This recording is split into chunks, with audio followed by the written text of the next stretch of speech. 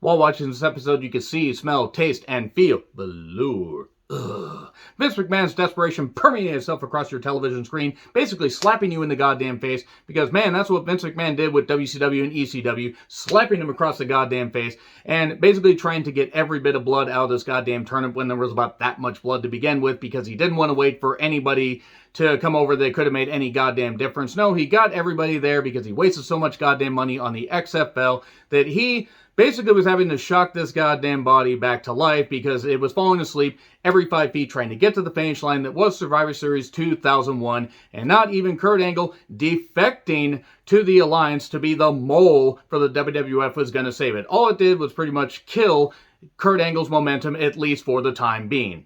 Anyway, I'm John Renton with the retro view of WWE Raw from October 29, 2001. Yeah, kind of getting fed up with the Alliance, WWF stuff at this point, which is a shame because I've been enjoying some of the episodes, and this is memorable, but it also just did some stuff to prove that Vince McMahon was absolutely desperate to bring this goddamn thing to an end, and it's his fault that this thing, basically went tits up from the very beginning. I'm just grasping at straws, and I know they're not straws, but whatever, they're pens. I don't have any straws in this house, so I'm working with the props that I have.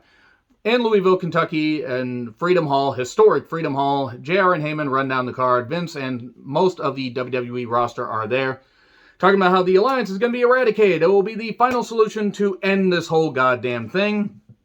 And then he tells Shane and Stephanie to be very worried, especially Shane, because they're going to have a Mania 17 Street Fight rematch in the main event, and Team WWF will be Taker, Kane, Angle, Jericho, and Rock. The crowd erupts, and then Stephanie shows up, getting some unfavorable chants because she kind of fucking deserves them. Absolutely, she does, that is.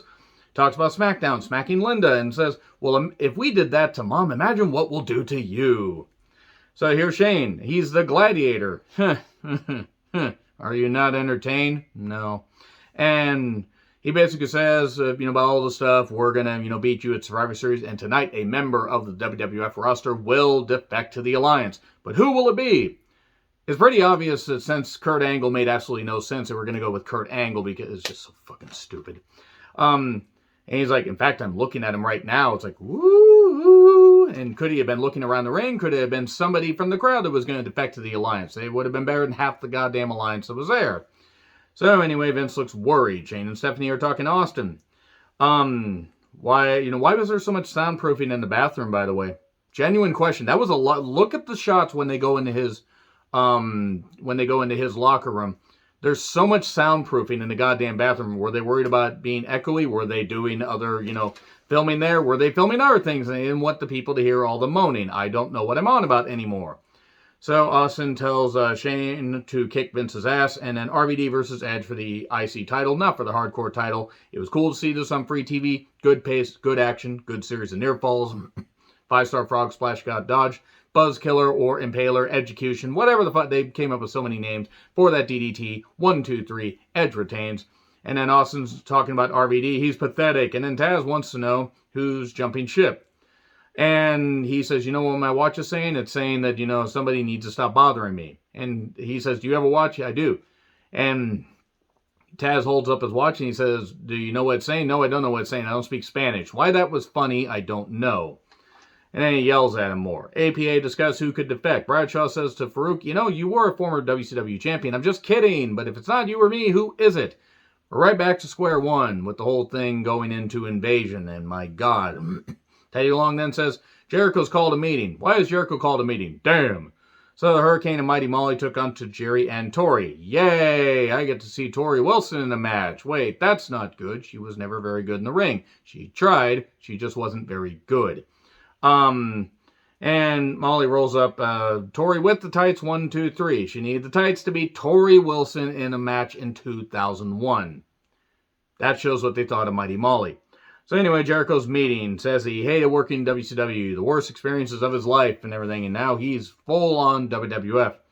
Tells the defector to show his face, and then suddenly The Rock shows up and, ooh, we're getting more tension. The Rock, was winning big ones over here while you were getting your ass whipped in WCW by Juventud Guerrera. What did Hoovy do at this point to deserve that? I mean, he hadn't come in and been part of the Mexicools. That was a great idea. So anyway, they just do their normal stuff and go back and forth. And oh my God, could Jericho defect? Could The Rock defect?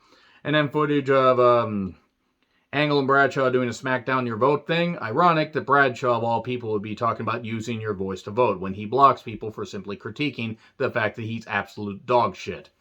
So anyway, Regal wants to know who's joining. And Austin won't tell him. It says, you're going to win the U.S. title tonight and bring it back to the Alliance. Then Austin basically wants to face meet Angle privately. Regal's like, okay, I'll tell him. Jericho then yells at Kane and Taker, where were you guys? And then could Kane jump ship? And Taker was really upset, but then wait a second. He's like, my brother has betrayed me before, and I'm just going to look at that and ooh.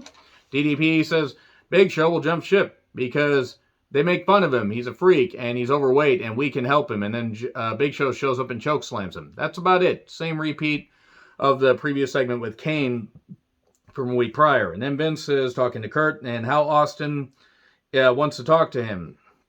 And what the hell? Why would he want to talk to him? And he says, I'll beat his ass. And Vince is concerned, but he says, no, I'm full on WWF. It was all a ruse. It was a double cross / double cross and everything. And everybody's double, triple crossing and everything. It's like espionage, except not that good. So Rock and Jericho take on Test and Booker. And this is more about could Jericho and Rock get along. By the way, it's for the WWE Tag Team Championships. That shows just how much the tag team titles meant. They were used as props for storylines because Vince, for whatever reason, hates tag team wrestling. It wasn't bad, but then Jericho would beat up Rock, but then he'd make the save. Rock would beat up Jericho, then he'd make the save. And the walls get locked on Test after Booker accidentally kicks Test. And for the win, so they retain the tag team championships. We are 3 weeks away from a pay-per-view, and we're doing this with the tag titles. So, Angle then has wood for Austin in the form of Hacksaw Jim Duggan's bastardized 2x4. And he says, I don't want to fight you, I've already fought you. I'm asking you to join the Alliance. And Angle says, well, if I join, then who's the other person joining? Obviously, it's, all a ruse and everything, and just ruining Kurt Angle's momentum because it was a stupid storyline. It's not that Kurt wouldn't eventually get back to being seen as a legit threat and doing some great stuff, but it's just, it took all that goodwill and all the stuff that they've done building him and being a champion and being like the guy. It's just, it was dumb, but the whole invasion angle was dumb, so I guess this doesn't even really rank that high on the list. And so, Angle basically tells Austin to go to hell. He can't tell me to go to hell. Why, if he hadn't had his wood out, what? So Rock tells Jericho that he's going to get his ass whipped. And then Cole had also mentioned that, well, Kurt said that you might possibly jump. And that was in that little altercation with Austin. And then says, where's Kurt Angle's locker room? So we get Lita versus Stacy in a match that certainly should have had a stopwatch. It was more of an Angle match. Stacy takes a bad fall outside. Lita crash and burns on the barricade. Matt gets Lita back in the ring to help her and everything. Stacy slaps Matt because he's upset at her. He goes to cock his fist, ends up elbowing Lita. And then Stacy tries to cover, doesn't get the win. Twist of fate, 1, 2, 3. Lita's upset at Matt, though, and oh no, the lovers' quarrel continues. And Matt and Lita would then end up patching things up and living happily ever at 08. So, we then get Rock yelling at Angle about defection, loyalty, and all that stuff and everything. Good back and forth. They just kept hammering the fact that Angle jumping would make no sense, so of course it was going to happen.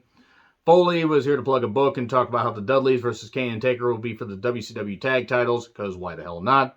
So we get Regal versus Angle and a nice quick little TV match that had some good strikes, unique styles clashing, and ankle lock for the win. And then Vince is talking to Taker. I'm here to wish you good luck. Taker calls out bullshit, and then Kane shows up and he's like, he's here to wish us luck and everything. I've been here for 10 years.